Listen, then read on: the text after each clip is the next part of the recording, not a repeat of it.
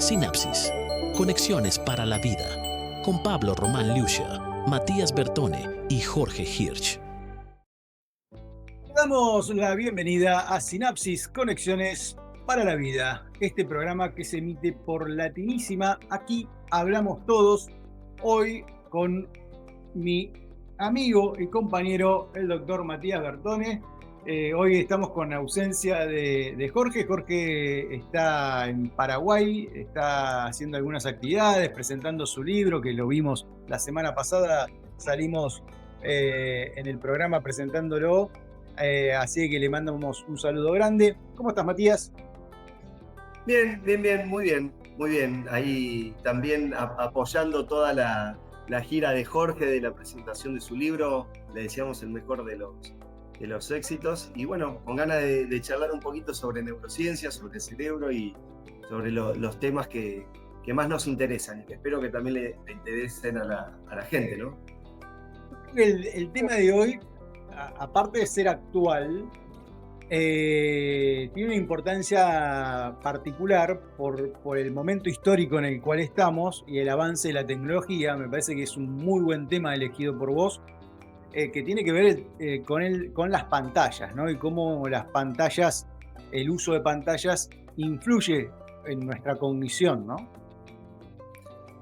Mira, si yo le tuviese que poner un título, yo creo que hoy es la mayor amenaza potencial para los cerebros del futuro. Sí. La mayor amenaza potencial para los cerebros del futuro.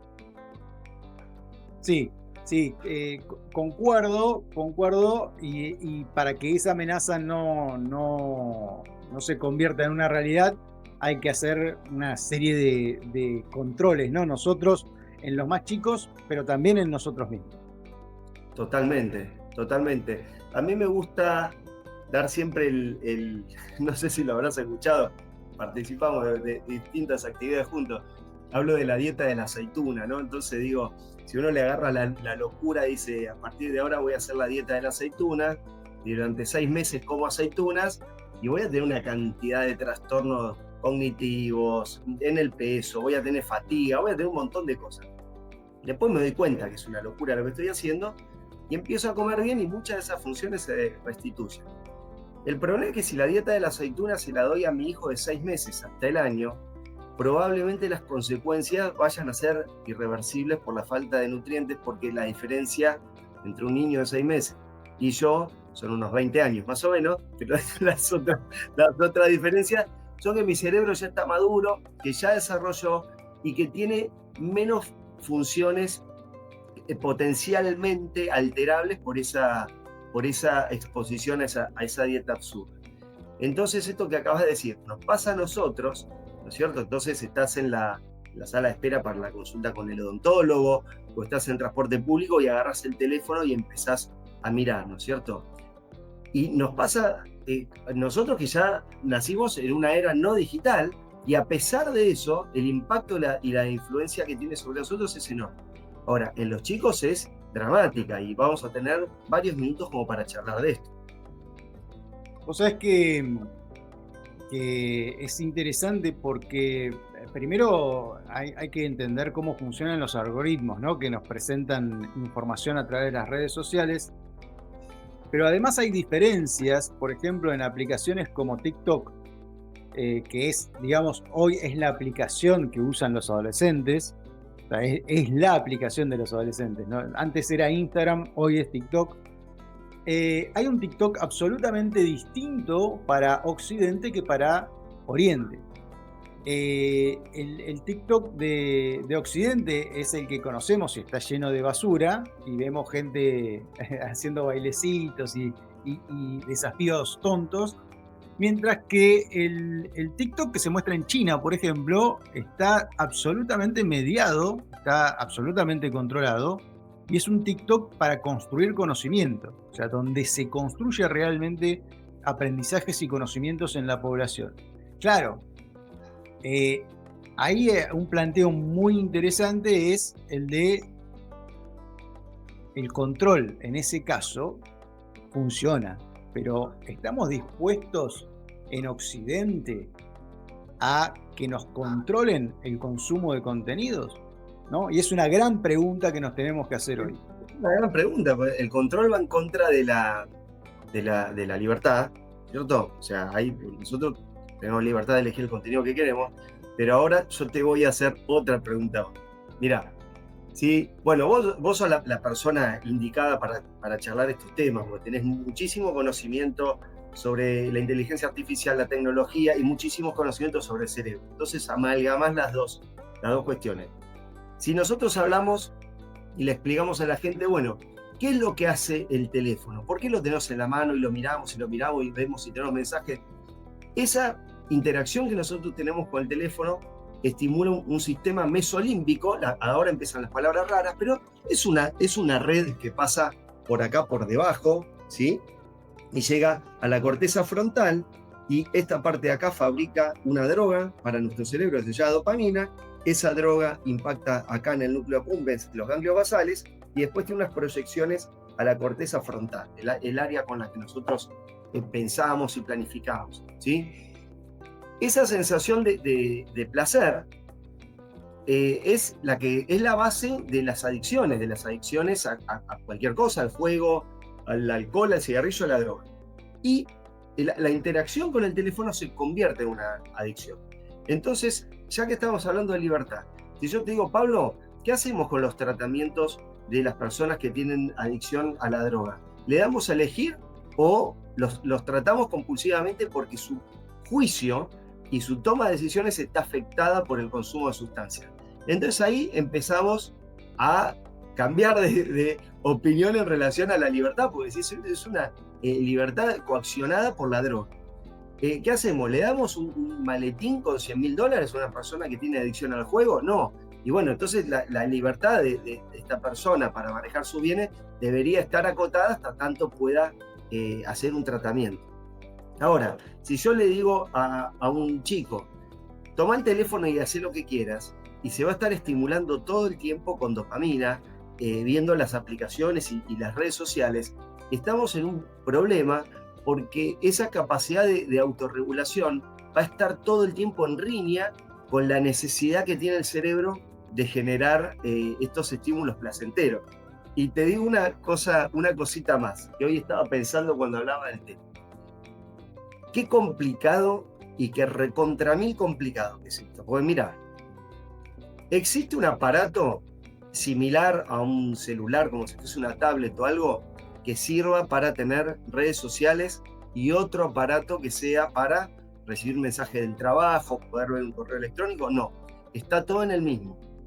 Es lo mismo, como decía el tango Cambalache, ¿viste? Está en el mismo lodo, todos manoseados, está todo mezclado. Entonces yo digo, ¿sabes qué? Estoy harto de las redes sociales, así que me voy a ir de mi casa a la mañana y no voy a llevar el aparato que me distrae cuando estoy en la consulta, en la sala de espera con el médico. Quiero conectarme con mis pensamientos, quiero viajar en el transporte público mirando la pantalla. Lo que pasa es que no lo puedo dejar porque yo trabajo con esto. Pero acá mismo tengo el distractor. Si yo tuviese este aparato para trabajar y otro aparato para tener las redes sociales, yo podría salir de mi casa, dejarlo, utilizar el que utilizo para trabajar, y en mi tiempo de esparcimiento y tengo ganas de ver algún TikTok, conectarme. ¿Se entiende? Es peligroso, bueno, porque se podría hacer. Se podría hacer, lo que pasa es que implica una inversión mucho más grande, ¿no? Yo podría tener un aparato donde tengo instaladas las aplicaciones de redes sociales y otro que no las tiene y solamente son para trabajar y comunicarnos, pero bueno, implicaría una inversión más. Igualmente, hay 4 celulares por cada habitante en Argentina. ¿4 celulares por cada habitante? Hay 4 celulares por habitante. La gente no cambia en términos generales su teléfono celular cuando se rompe o deja de funcionar, sino que lo cambia cuando junta un dinero y quiere tener un upgrade y subir de categoría. Con lo cual, casi todas las personas de clase media, ¿no es cierto? Y no clase media muy acomodada, puede tener más de un teléfono celular. Lo que pasa es que nosotros yo estoy hablando con vos de este tema porque no es un tema que me preocupa, pero no sé si es algo que le preocupa a la población general. No, la población en general no le preocupa. Creo que, bueno, mira, el otro día se lo decía a Jorge porque filmamos en presencial, ¿no? Con Jorge, porque vino para acá, para Buenos Aires, entonces aprovechamos y filmamos en presencial. Y arranqué el programa diciéndole justamente eso. ¿Qué diferencia que hay en esto, ¿no? En hacer el programa desde la distancia a hacer el programa en vivo y en directo con el otro al lado, porque te cambia la configuración de la comunicación, de la lectura del otro, de la lectura de las intenciones del otro. Entonces entra en juego una optimización de procesos neurocognitivos súper importantes. Ahora, es evidente que las nuevas generaciones tienen incorporada la tecnología de una forma muy profunda, que eso ha modificado profundamente su manera de comunicarse. Los adolescentes no se están comunicando como nos comunicábamos nosotros cuando éramos adolescentes. Esto va a parecer típica frase de viejo, pero es real, ¿no? Hay otra dinámica en ese sentido. Si es buena o es mala, creo que el tiempo lo va a decir, ¿no? Porque siempre los cambios que hubo históricamente en relación a esos factores siempre fueron vistos como malos, y luego la sociedad se fue acomodando a la nueva realidad, ¿no? O sea, a nuestros padres les parecía lo mismo de nosotros, pero sí es verdad que hay una consecuencia seria desde el punto de vista de procesos neurocognitivos en el uso extremo de pantalla. Sí, y es difícil. La Organización Mundial de la Salud, tomando recomendaciones de la Asociación Pediátrica Americana y de otros organismos, hicieron como una especie de guía, de sugerencia, ¿no es cierto? De decir, bueno, menos de 2 años, prohibido el teléfono celular en niños. Que yo he visto en los cochecitos, la mamá llevando en un cochecito, en un carrito de bebé, un bebé, con un celular, un bebé, paseando por el parque. El bebé tiene que ver las aves, tiene que escucharla cantar y asociar el sonido del canto del ave con el ave.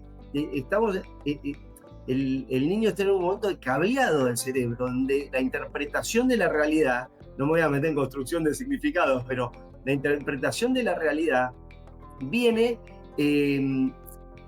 aparejada de que nuestro cerebro interactúa con el ambiente. Y después se empiezan a hacer recomendaciones de los 2 a los 4, no más de 1 hora, supervisado y Pero la verdad es esta. Son recomendaciones un poco tiradas de los pelos, porque todavía no conocemos las consecuencias a largo plazo, porque esto todavía está en génesis.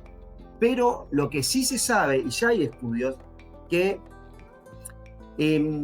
explican cómo el exceso del uso de pantallas puede afectar las redes cerebrales que están vinculadas a la cognición social, a la capacidad de interactuar con los demás. Acá hay una pequeña trampa metodológica, porque dicen, evaluamos a chicos que usaban el celular 12 horas y lo comparamos con chicos que usaban el celular 2 horas, y vimos que los de 12 horas tenían muchísimas fallas para poder interactuar sanamente con los demás. Claro, si un chico está 12 horas con el celular, ese chico ya tiene ciertas características, porque si mis hijos están un rato con el celular y nos llaman los amigos para ir a jugar al fútbol, se van, no se quedan con el celular. O sea, ya ahí tienes un componente.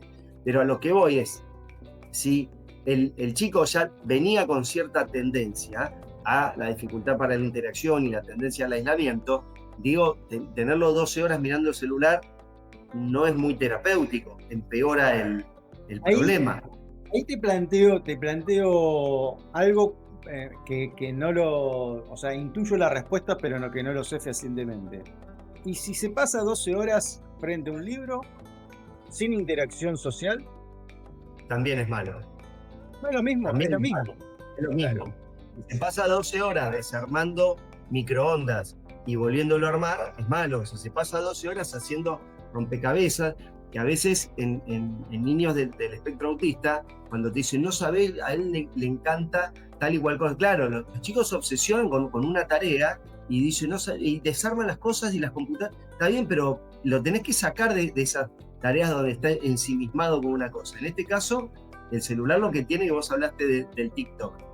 Claro, hay neurocientíficos buenos y neurocientíficos malos. Vos sabés que hay neurocientíficos trabajando en las plataformas de redes. Entonces te dicen, ¿qué tenés que hacer?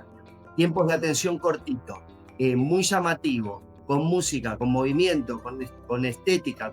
Y entonces siempre están buscando, y la verdad que si vos haces un TikTok de 20 minutos, no lo va a ver nadie, ¿entendés? Entonces todo tiene que resolverse dentro de los 30, 40 segundos porque el cerebro empieza a pedir, y nosotros que estamos en la parte de trabajando mucho y muy fuerte en la parte de educación, a vos te lo dicen los docentes, los que tienen más años en la docencia. Dicen, los chicos cada vez tienen un span atencional más chico.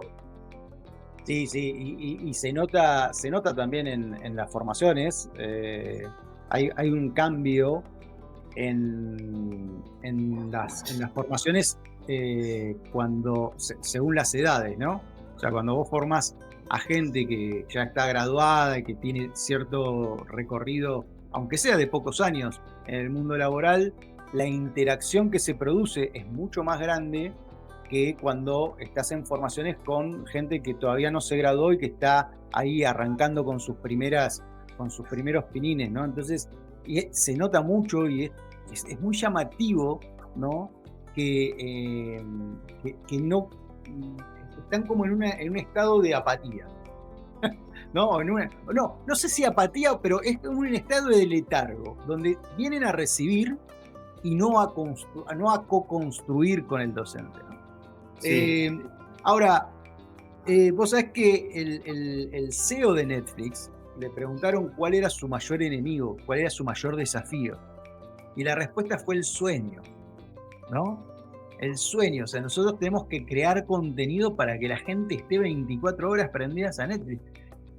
Lo entiendo desde el punto de vista comercial, lo que pasa es que desde el punto de vista ético es tremendo, ¿no? Y ahí se abre todo un mundo de, bueno, ¿cuál es la responsabilidad social de las compañías que crean este tipo de plataformas? Sí, es como pedirle al loro que te cuide la galleta, ¿cierto? Vos se la pones en el pico y le decís, cuídamela. Y yo creo que ninguna, que si tuviese la capacidad de tirarnos una señal a través de la pantalla para rompernos la glándula pineal y no dormir y tenernos conectados. Pero bueno, por eso es interesante que estos temas se hablen, se pongan en agenda. Todos disfrutamos de ver una buena película, una serie, nos da hasta tema de conversación en una comida, pero bueno, siempre el problema es el exceso, ¿cierto? ¿Y qué nos pasa? Que esto nosotros lo hablamos en varios programas porque es una temática que obviamente termina repitiéndose, que es el tema de la neuroplasticidad. Qué importante que es para nosotros tener momentos para nosotros mismos. Por ejemplo, el sueño, el enemigo del CEO de Netflix, es un proceso. Entonces muchas veces la gente se pone ansiosa y quiere acostarse y dormirse. Entonces el sueño tiene una primer fase, que es la fase cuando nosotros decimos estamos en alfa, ¿viste? Decís, este está en alfa.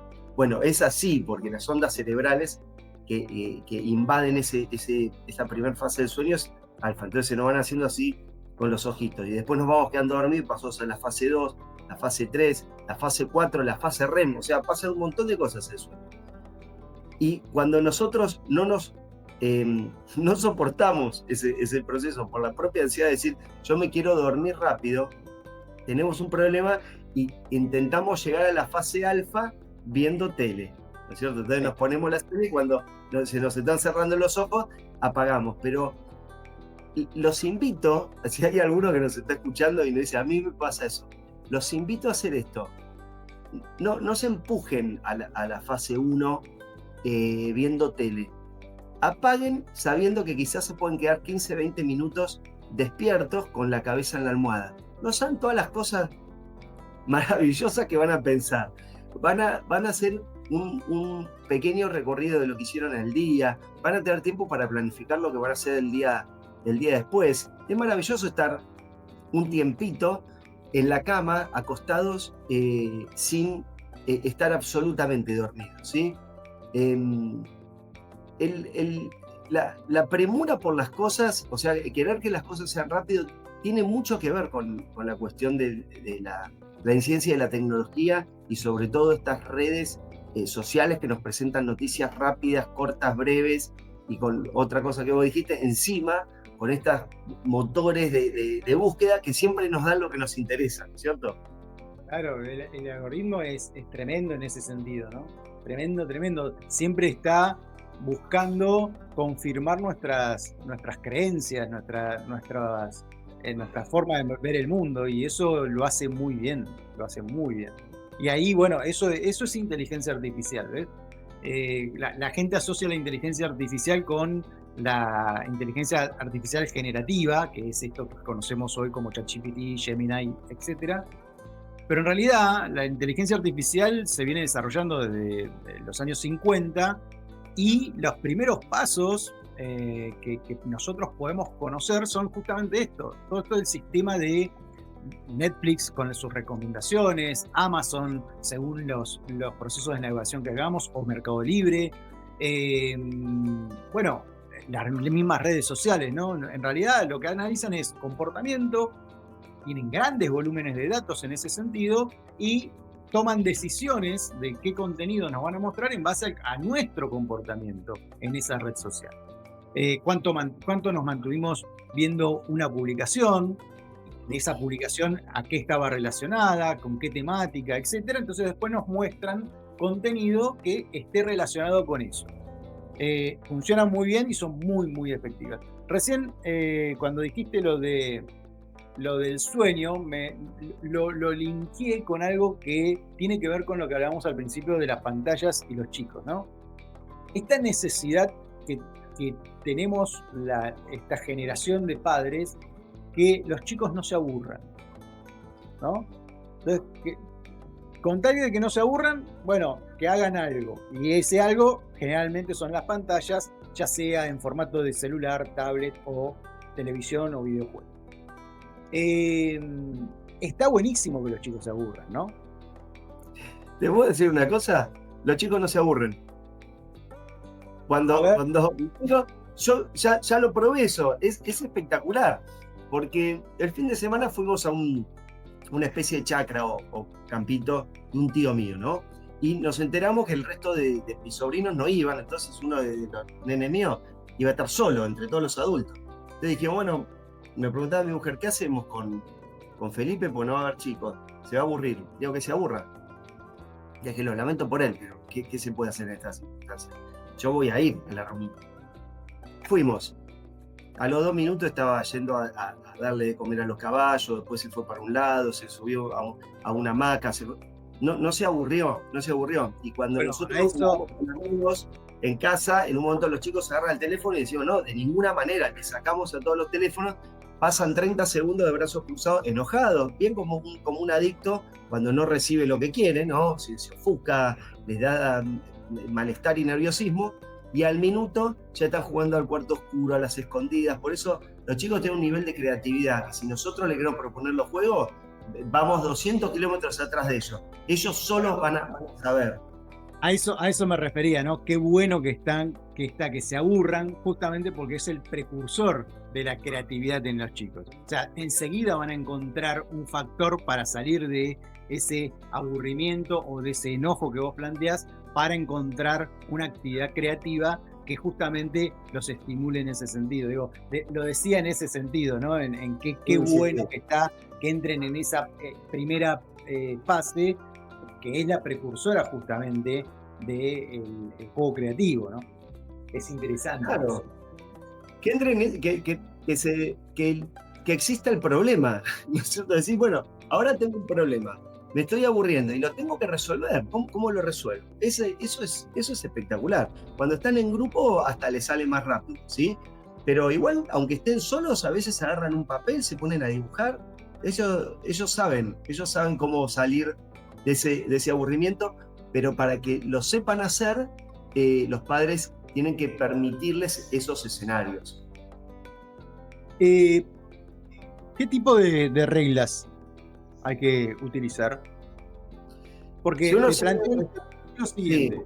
O sea, una cosa es reglas cuando está mamá o papá en casa, y otra cosa son reglas cuando mamá o papá trabajan 8 o 10 horas por día y no están en la casa. Sí. Si uno sigue las recomendaciones de la OMS, es, bueno, menos de 2 años, 0, y después van haciendo de a rangos de edad, como sumando 1 hora, ¿no es cierto? Yo no sé, a mí cuando aparecen esos números y esas cosas tan frías, no. Yo lo que diría es, como recomendación, es en niños lo mínimo e indispensable. En niños lo mínimo e indispensable. Entonces, esa hora que decía la OMS no es que yo le voy a poner el teléfono al nene de 5 años de tal hora a tal hora. Pero digo, quizás si el nene es complicado para comer y es revoltoso y no sé qué, y uno dice, bueno, yo le voy a poner un videíto con unas canciones y no sé cuánto, los 15 o 20 minutos que come. Entonces voy a decir, bueno, funcionalmente me sirvió y ya está. Pero digo, tratar de lo mínimo. Después empieza a ver lo que vos decías. Cuando el chico es chico y no tiene sus dispositivos y depende del tuyo, es más fácil regularlo. Después, a medida que los chicos empiezan a tener su teléfono celular, ahí uno como padre puede decir, bueno, dejo que lo lleve a la casa de los amigos o no. Tiene teléfono celular, pero solo le permito el uso en mi casa. Entonces uno lo puede ir regulando de acuerdo a cuál es el uso que le da el chico. Ahora, hay otra cosa que es importante, que cuando nosotros hablamos de tecnología tenemos 2 cuestiones. Una es el dispositivo en sí, y el otro es el contenido que tiene el dispositivo, ¿sí? Si el chico tiene su grupo de amigos y está charlando cosas de la escuela o está organizando el fin de semana a través de WhatsApp, yo ahí no veo alguna dificultad. Nosotros antes teníamos que llamar por teléfono uno por uno para juntarnos, era un lío. Entonces yo feliz con la tecnología en ese sentido. Ahora, por ejemplo, en Estados Unidos, TikTok, viste que tienen, obviamente que son estados independientes que están unidos. Hay estados que han restringido el uso del TikTok porque habían aparecido estudios que mostraban un aumento en las autolesiones y en los suicidios adolescentes con adolescentes que habían, con esto que vos decías de los motores de búsqueda. Si un chico está como medio deprimido y ve a alguien que tiene ideas negativas o algo, te empiezan a repetir ese tipo de contenidos y parecía como que favorecía las conductas autolesivas. Pará, dame unos minutos y lo continuamos en el segundo bloque. Dale. Este programa es auspiciado por Vinca Global, Buró Internacional de Neurociencia Cognitiva Aplicada, formación e investigación, rigor científico con impacto real. No te muevas, ya volvemos con más Sinapsis, conexiones para la vida.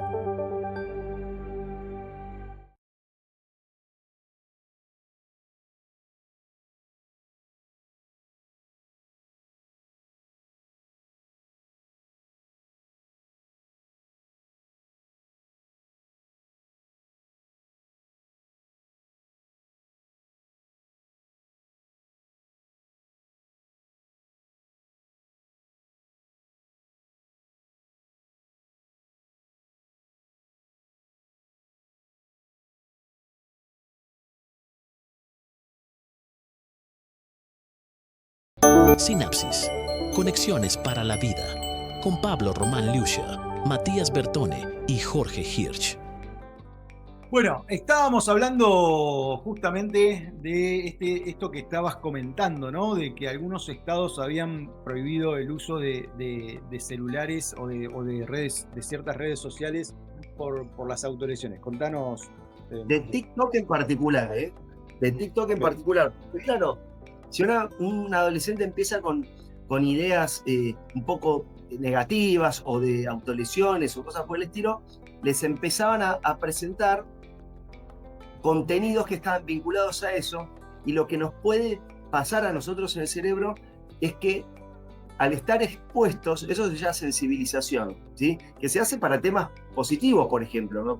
Cuando una campaña contra la discriminación, es decir, empecemos a hablar de esto, que no se habla y uno sensibiliza a la sociedad en ese sentido de forma positiva. Ahora, si yo pienso en agarrar un elemento cortante y cortarme el antebrazo, la primera idea uno la piensa como algo grave. Ahora, si empieza a haber mucha gente que lo hace, lo naturaliza y le parece menos grave. Entonces, hay estudios que lo demuestran, habían encontrado que los adolescentes expuestos a estos contenidos de otros adolescentes que naturalizaban, por ejemplo, las autoagresiones, eran más proclives a autolesionarse. Entonces, en algunos estados había empezado a regular. Por eso decía, una cosa es el dispositivo, ¿es bueno o es malo ese celular? De acuerdo para lo que lo use.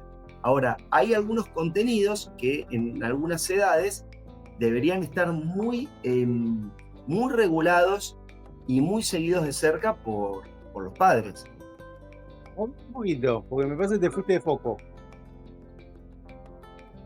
¿Te fuiste de foco?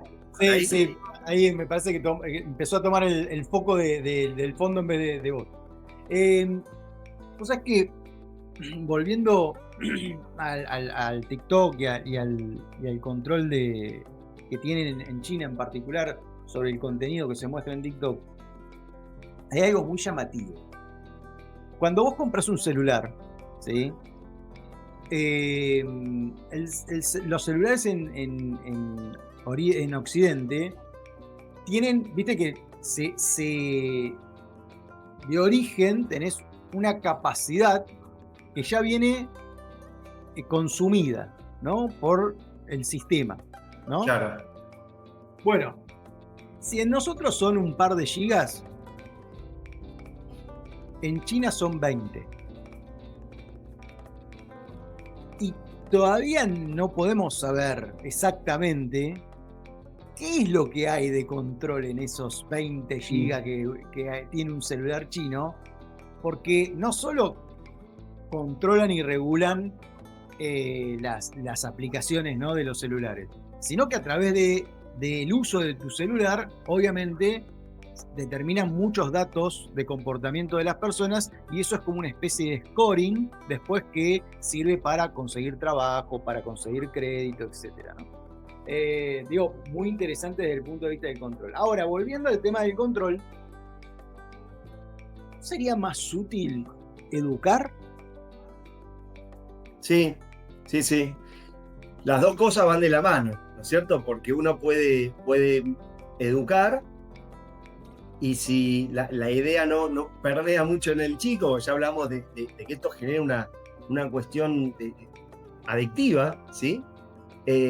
También ayudar a autorregular el uso. Entonces uno puede decir, mira, no está bueno estar mucho con el celular, no sé cuánto, y tenés este horario para usarlo y para una cosa de dispersión. Pero puede ser que, no sé, que agarren el celular antes de ir al colegio a la mañana, entonces ahí uno le va a marcar, mira, este no es el horario de uso para ver. Entonces las dos cosas son importantes.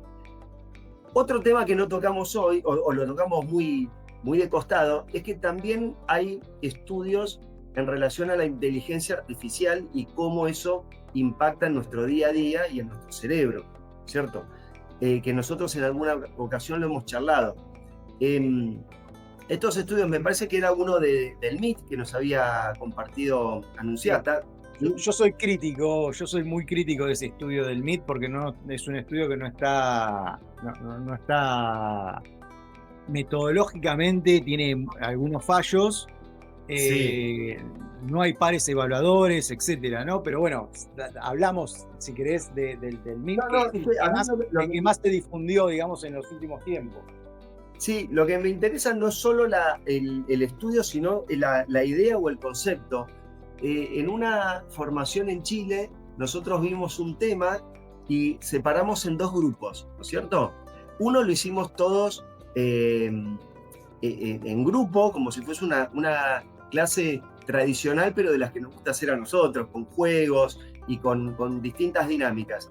Y el otro grupo de docentes tenía que aprender el mismo tema haciendo uso exclusivamente de la inteligencia artificial. No podían ponerse en Google a buscar cosas, o sea, tenían que usar la IA. Y en términos generales, los contenidos entre los dos grupos eran más o menos parecidos, o sea, los dos habíamos entendido el tema que teníamos que trabajar, pero las experiencias de los dos grupos habían sido absolutamente distintos, porque uno se había reído, porque el grupo se movía y porque la gente recordaba las interacciones y era absolutamente distinto. Entonces, a mí me da la sensación que si hoy le preguntamos, después de estos 2 meses que pasó de esta experiencia que te estoy contando, a los que lo aprendieron en un grupo y los que lo aprendieron con la IA, me da la sensación que lo deben haber incorporado mejor los que lo hicieron con el método tradicional. Y esto es sencillo, y con esto resumo. Una de Hernán Aldán, que él decía a los chicos, escriban, ¿sí? Cuando están en una clase, escriban. ¿Por qué? Cuantos más procesos neurocognitivos nosotros tenemos incorporados a una función, más chances hay de que nosotros podamos incorporar ese contenido, ese conocimiento, ¿sí? Entonces, si yo estoy escuchando al docente, lo veo, anoto y tengo cuantas más funciones, más probabilidad. Que la IA a mí me dé todo resuelto es como un solo sistema, ¿no es cierto? Me impacta, vamos a decir, en el oído. Me dice algo, pero después no tengo como más procesos. Es más, puede llegar a ser más efímero, a eso voy. No sé si se entiende el concepto. Sí. A ver, respecto al estudio del mismo. A ver, en primer lugar, ya lo dijimos, ¿no? O sea, cualquier exceso trae consecuencias. Esto es, si leo libros, si veo pantallas, si me dedico solamente a una cosa durante mucho tiempo, 12 horas.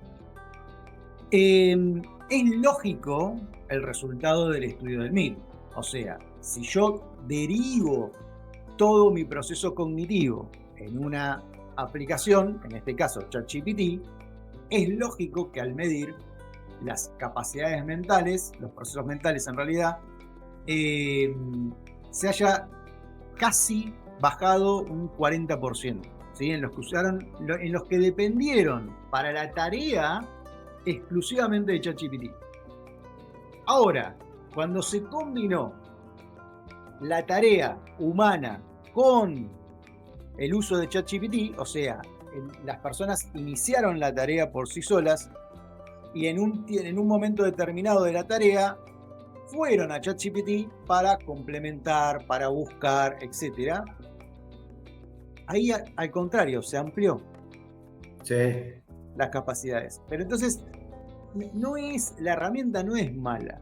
El problema es cómo usamos esa herramienta, ¿no? En ese contexto. Y después, bueno, obviamente, como te mencionaba antes, hay diferentes aspectos de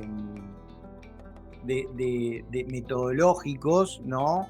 Que, bueno, por ejemplo, en la última sesión, que es la 4ª sesión, donde ellos justamente hacen el cruce de las herramientas con los que hicieron los trabajos, de los 54 participantes originales, solamente participaron 18.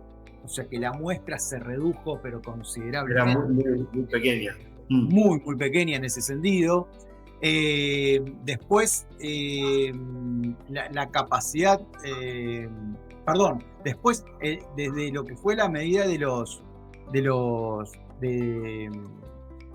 electroencefalograma que se usaron, hay un salto interpretativo, por ejemplo, cuando ellos dicen que hay menos conectividad, que menos conectividad es igual a menor compromiso cognitivo, y ahí surge un problema, que ellos no pueden, tampoco, no lo determinan en el estudio, sí el control sobre electrodos que muchas veces se desprenden y hay que corregirlos. Las falsas, bueno, esto que se conoce como falsas conexiones, bueno, etcétera. Hay una serie de errores metodológicos en este sentido. Sí, es lógico pensar que si uno va a depender de una herramienta exclusivamente para realizar una tarea, es evidente que los recursos cognitivos que vamos a estar aplicando son mucho menores que si nosotros lo hacemos per se, ¿no? Entonces, en este sentido creo que hay que tener mucho cuidado, y hasta que no haya estudios reales y serios en este sentido, bueno, ¿viste? No hay que sentenciarlo tan... No, es que yo... No lo digo por vos, lo digo por los medios, porque los medios salieron con todo a decir... Totalmente. Mirá, está el conocimiento científico, que es esto de lo que estamos hablando, donde los trabajos llevan árbitros para ser revisados, a revisar la metodología, los resultados. Pero está el conocimiento empírico, que para mí no es poca cosa. En Francia habían prohibido el uso de los celulares en las escuelas, en los medios lo festejaban. Es un disparate. Es un disparate. Es como que prohíban el uso de la anestesia en la cirugía. ¿Por qué ir para atrás?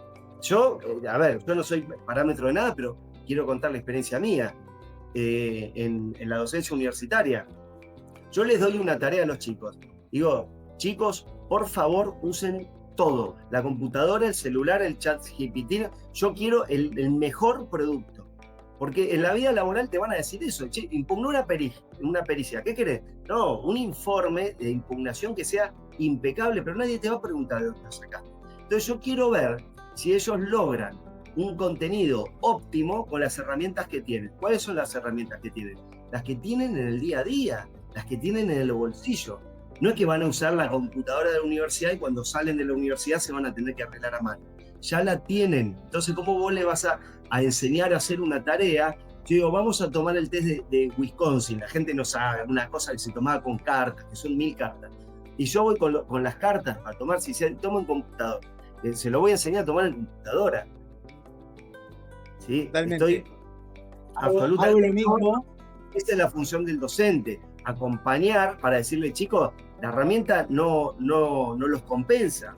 Ustedes son los usuarios y eso es la herramienta, no es al revés. Hago lo mismo, pero con un agregado.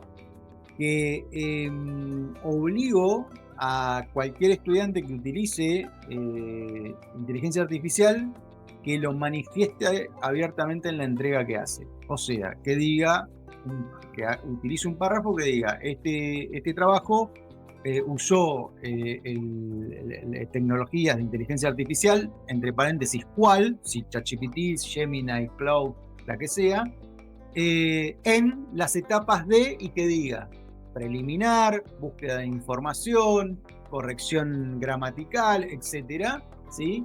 Y además que se hagan responsables de que evaluaron, analizaron y supervisaron toda la información que están presentando.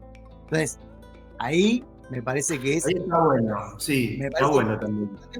Porque le agregamos el componente ético en el uso de la herramienta, que es algo que está faltando bastante, te digo. O sea, vemos permanentemente publicaciones realizadas con inteligencia artificial, pero que no dicen que usaron inteligencia. Pero no lo culpo a los alumnos, porque si el 90% de los docentes te dice, y ojo con usar la inteligencia artificial, si es una herramienta que existe. Es el ámbito donde uno lo tiene que aprender a usar responsablemente, éticamente, hacer tu trabajo, que te dé ideas nuevas, que te revise, que te supervise, que te amplíe, que te ayude en la búsqueda también, porque uno puede preguntarle, decime cuáles son los 5 trabajos de investigación científico más importantes en este tema que estoy tratando de investigar, y quizás te da los artículos y vos ya los podés ir buscando con mayor rapidez, ¿no es cierto? Por eso, como toda herramienta, y como la frase que repetía siempre tu papá, ¿no es cierto? Que el bisturí te podía salvar la vida o te podía matar, ¿no es cierto? y es una herramienta, siempre está en el uso que nosotros le queramos dar. ¿Cuál es el futuro con todos estos avances tecnológicos? Yo tengo una tendencia al pesimismo total, Dale, porque porque todos los que salieron de Google y están trabajando, o de OpenAI, y están trabajando independientemente, tienen una visión súper pesimista. ¿y sabes lo que me pasa, Pablo? Que yo el fin de semana fui a jugar al fútbol y había 2 o 3 chiquitos que debían tener unos 6, 7 años, que se ve que los habían llevado los papás porque no tenían con quién dejarlo o algo, estaban en el club, y estaban mirando el celular, y vas a comer a un restaurante y hay una familia y están los dos padres callados o mirando el celular o charlando entre ellos y los chicos mirando el celular. No es algo...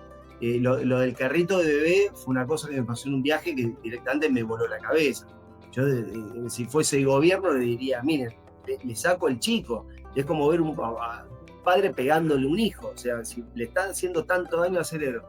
Entonces, la verdad es que me parece que hay un porcentaje ínfimo de la sociedad que tiene este pensamiento crítico, no anti-tecnología. Lo que estuvimos hablando es absolutamente a favor, pero de un uso responsable. Me parece que hoy la inmensa mayoría de la sociedad no tiene capacidad crítica para hacer un uso responsable de la tecnología, que no se lo está inculcando ni educando a los hijos, y que eso en el futuro puede traer problemas complejos.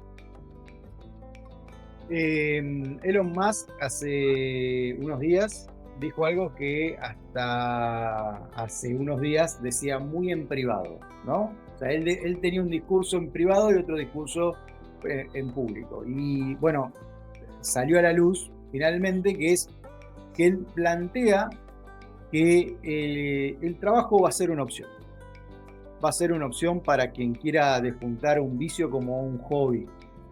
Que la inteligencia artificial va a avanzar a tal medida que el trabajo va a ser opcional y no va a ser obligatorio, y que será para la gente que quiere obtener un pasar económico diferente al resto, o el que quiere despuntar el vicio como si fuera un hobby, ¿no? No, bueno, digo, es un planteo de reestructuración social bastante extremo, ¿no? Sí, totalmente. Totalmente. ¿Dónde quedan las inquietudes de cada uno de nosotros, las vocaciones de cada uno de nosotros?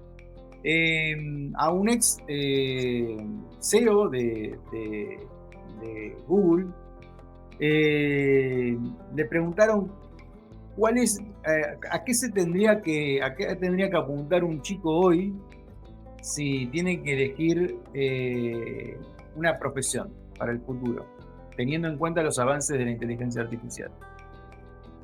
La respuesta fue: probablemente tendría que ser plomero. Sí. Tremendo, ¿no? Totalmente. Tremendo. Plomero, pintor, claro. Sí. Claro. Sí. Va a haber muchos trabajos, oficios, profesiones que se van a reemplazar, y bueno, después nos queda las cuestiones más humanas, ¿no es cierto? Si uno quiere ir a un masajista, por más guía que haya, necesitas a alguien que te haga masaje, ¿no es cierto? Así que sí. A ver, mirá, tenemos. Yo te muestro. Si me dan 2 segundos y ya con esto vamos cerrando el tema, pero está bueno como ejemplo, y ya que estamos lo mostramos, que lo tengo por acá. Espera que voy a compartirlo. Ahí. Y vamos a buscar un archivo de video, justamente, que es el que les quiero mostrar. Porque estamos hablando de la inteligencia artificial o de las pantallas, y la realidad es que hoy sabemos que los celulares van a dejar de existir en unos cuantos años. y vamos a pasar a otro tipo de dispositivo. No vamos a tener más un aparato en la mano con el cual estemos viendo redes sociales, buscando o respondiendo mensajes, ¿no? Va a ser otra cosa. Miren, te muestro, hablamos de inteligencia artificial, ¿no? Recién. Y de los avances de la tecnología en este sentido. Ahora, siempre la pensamos como la inteligencia artificial que conocemos. No estamos pensando a la inteligencia artificial unida a otros desarrollos tecnológicos que está viendo, como son los robots humanoides, ¿no? Veamos este video 2 segundos.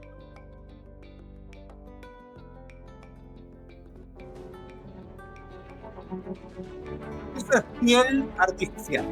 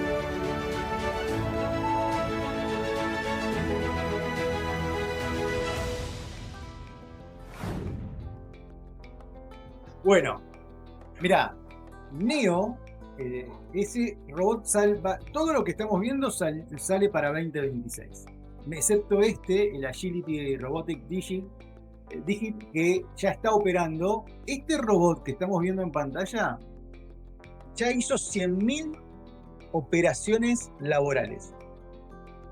Ya está trabajando, trabaja en almacenes como Amazon, por ejemplo. Bueno, estuve en Amazon de España y es impresionante, impresionante. Está prohibido filmar, es una lástima porque no, pero era como estar en una película de ciencia ficción. Sí, es impresionante, están metidos en el mundo laboral y había como un cuadrilátero enorme en el cual los humanos no podían entrar. Muy impactante. Tremendo. Después, por ejemplo, Neo, que lo acabamos de ver, va a estar disponible por un alquiler de entre $400 y $500 mensuales. Un robot hogareño que hace todas las tareas del hogar. Digo, esto es una realidad que tiene incorporada la inteligencia artificial, y a esto agregarle que va a haber desarrollos en IA con teoría de la mente, IA afectiva, donde van a tratar de leer las emociones de los usuarios y las intenciones de los usuarios, que van a simular empatía o respuestas emocionales. O sea, digo, no nos va a costar mucho. Yo creo que como humanos no nos va a costar mucho crear vínculos con estos aparatitos, ¿no? Te comento algo, yo no tengo ningún robot trabajando, así que me tengo que ir a trabajar, así sí, que ya llegamos. Por ahora tengo que seguir trabajando yo. Vamos a ver en las próximas charlas si tengo a alguien que me pueda compensar, pero la verdad que la charla fue para mí extremadamente interesante, y bueno, empezar a pensar estas interacciones entre los avances tecnológicos y el cerebro es interesante, muy interesante. Sí, es muy interesante y nos plantea como humanos unos desafíos impresionantes, ¿no? Yo creo que uno de los desafíos más grandes que tenemos es la reconfiguración de nuestras actividades, la reconfiguración profesional que vamos a tener que hacer. Matías, gracias, un Bueno. abrazo, nos vemos la semana que viene con más temáticas. Abrazo grande. Chau, chau. Bueno, continuamos en este gran programa que hemos tenido, dándoles las gracias por acompañarnos, por estar siempre ahí con nosotros. Estamos llegando ya a final del año, estamos entrando en ese mes crítico que son las fiestas de Navidad y fin de año. Donde seguramente haremos una pequeña pausa en Sinapsis, pero los seguimos invitando para la semana que viene para seguir hablando de neurociencia cognitiva, de la realidad, de cómo podemos entender mejor nuestro cerebro. Acá, en esto que dimos a llamar Sinapsis, Conexiones para la Vida, que se emite por Latinísima desde Miami para todo Hispanoamérica. Aquí hablamos todos. Chao. Este programa es auspiciado por Vinca Global, Buró Internacional de Neurociencia Cognitiva Aplicada, Formación e Investigación, Rigor Científico con Impacto Real. Esto fue Sinapsis, Conexiones para la Vida, donde la neurociencia y la vida se conectan.